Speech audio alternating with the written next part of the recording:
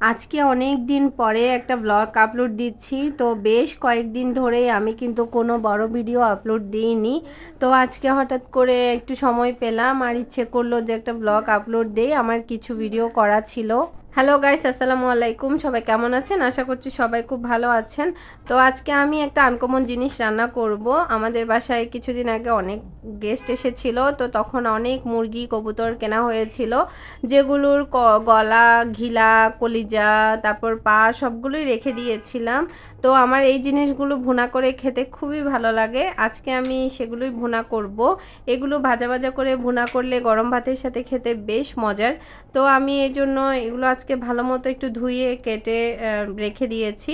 আর এখানে আমি তেল গরম করে নিয়েছি, কয়েকটা গোটা গরম মশলা দিয়ে দিলাম, আর সাথে পেঁয়াজ ভালো করে ভেজে নিয়ে রান্না করার জন্য যে যে মশলাগুলো দরকার সবগুলোই দিয়ে দিয়েছি। যেহেতু এটা মাংসের মতো করেই রান্না করব, তো এই ঘিলা কলিজার সাথে যদি একটু ছোট আলু দেওয়া যায় তাহলে কিন্তু খেতে আরও বেশ মজার। তো মশলাগুলো ভালো মতো কিছুক্ষণ তেলের মধ্যে কষিয়ে নিয়ে তারপর আমি এখানে কিছুটা পরিমাণ পানি দিয়ে দিয়েছি।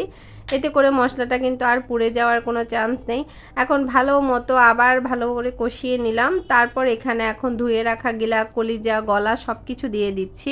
আর সাথে যেহেতু কবুতরের পা, কলিজা আছে, তো এটা খেতে আরও বেশ মজার হয়েছিল।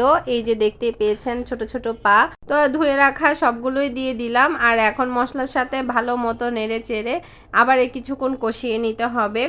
তো এগুলো কিন্তু ভাজার পরে আপনার রুটি পরোটার সাথেও কিন্তু খেতে বেশ মজার।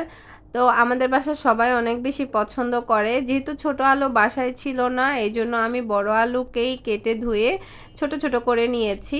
তো এই যে এখন ভালো করে মশলার সাথে কষিয়ে নিচ্ছি। কে কে এগুলো খেতে পছন্দ করেন অবশ্যই জানাবেন।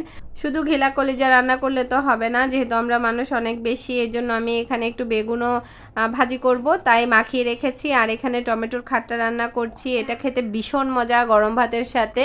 তো এটা একদম আমাদের দেশে কাজি বলা হয়, টমেটোর কাজি। তো অন্যান্য ডিস্ট্রিক্টে হয়তো খাট্টা বা আরও কিছু বলে, আমি জানি না।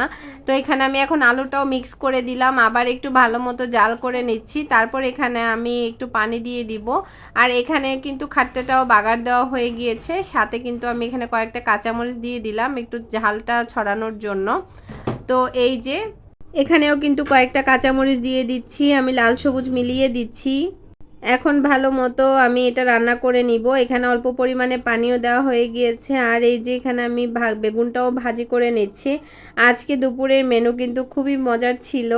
একে তো ছিল পছন্দের ঘিলা কলিজা ভুনা, আর এদিকে ছিল বেগুন ভাজা, সাথে ছিল টমেটোর খাট্টা, একদম জমে ক্ষীর অবস্থা। তারপর এখানে কিন্তু এটা হয়ে গিয়েছে। একটু ধনিয়া পাতা থাকলে ভালো হতো, তবে আমার কাছে ছিল না, এজন্য আমি দিতে পারিনি। আজকের মতো আল্লাহ হাফেজ, সবাই ভালো থাকবেন।